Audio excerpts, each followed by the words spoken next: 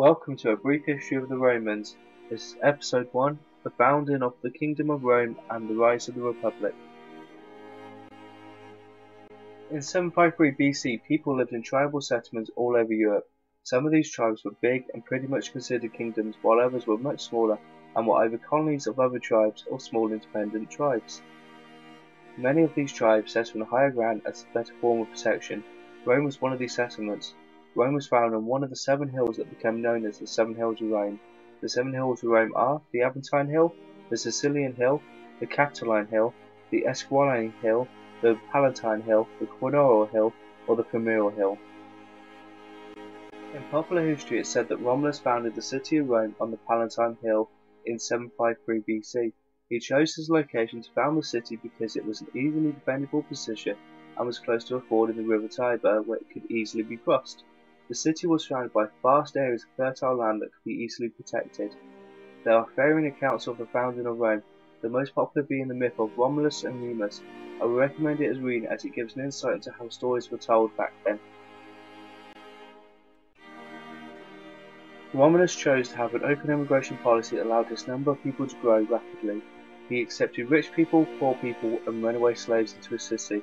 This allowed for the fast colonization of the first 5 hills of Rome.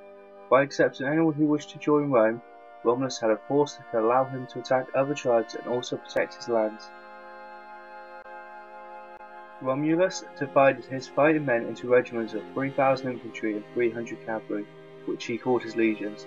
The name legion stuck for the whole history of Rome. Romulus formed a personal guard called the Celeres. These were 300 of Rome's finest horsemen. This allowed him to keep the richest people closest to him, as only the richest Romans could afford the weapons and horses needed. The Roman army will be further discussed in episode 3. To rule his kingdom, Romulus established an elected monarchy to rule Rome. This meant after him kings had to be elected and were not guaranteed the right to rule by blood. To allow this, Romulus established the Senate of Rome.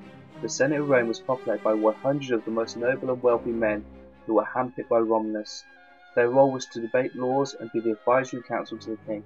The descendants of these noblemen are called the patricians, and are the main shaping force of Rome throughout all of its history. Romulus organised Rome's administration according to tribe, one for the Latins, one for the Sabines, and one for the Lucius. Each selected a tribune to represent their civil, religious, and military interests. The tribunes were magistrates of the tribe, performed sacraments on their behalf, and commanded their tribal levies in times of war. Under the kings of Rome, the surrounding settlements were integrated into Rome either by conquest or peaceful negotiations. The 7 kings of Rome are as follows. The first of the Roman kings was Romulus, who reigned from 753 BC to 717 BC. The second king was Numa Pompilus, who reigned from 716 BC to 673 BC. The third king was Tellus Hostilius, who reigned from 673 BC to 642 BC. The fourth king was Ancus Marcius, who reigned from 640 BC to 616 BC. The fifth king was Tarquinius Priscus, who reigned from 616 BC to 579 BC. The sixth king was Servius Tullius, who reigned from 578 BC to 535 BC. The final king of the Roman kingdom was Tarquinus Superbus, who reigned from 535 to 509 BC. These kings laid the groundwork for what propelled Rome into a massive city, so let's take a look at what each king brought during his reign.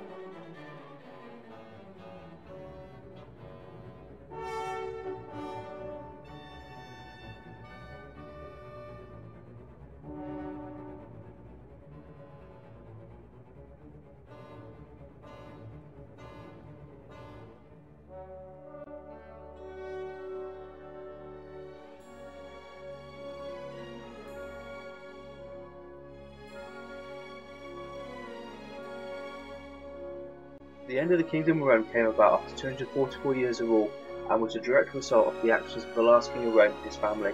King Tarquinius Superbus, the last king of Rome's reign, is best remembered for his use of violence and intimidation to maintain control over Rome and how he disrespected the Senate. This allowed the people of Rome in 509 BC to rise up against the last king after the following events happened.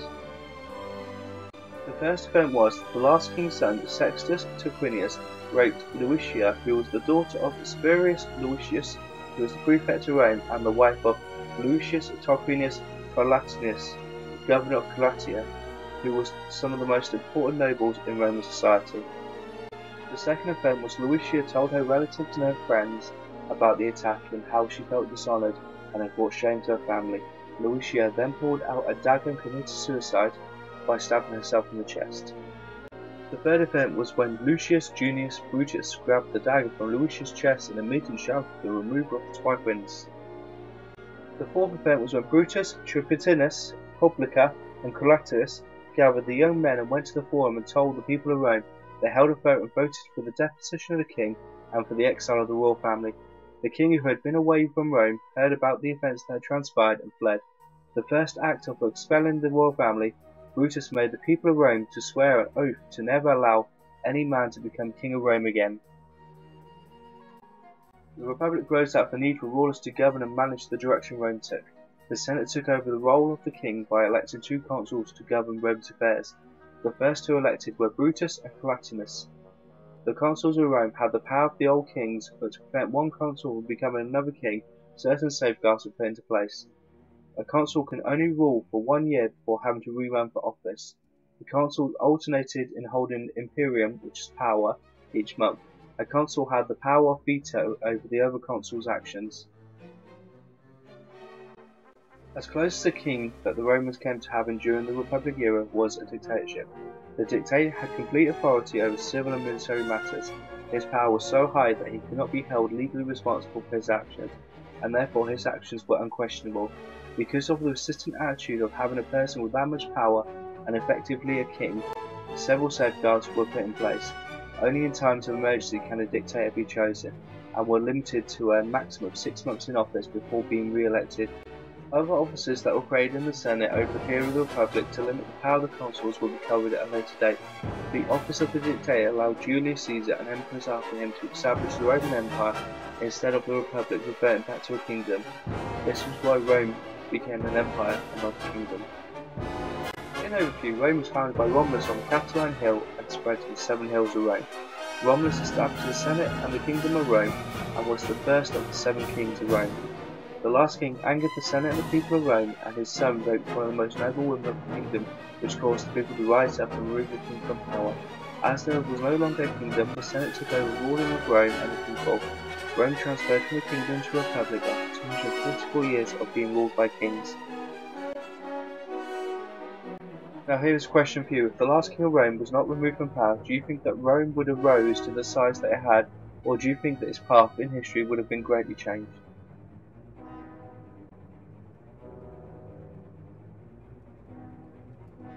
This brings us to the end of episode 1.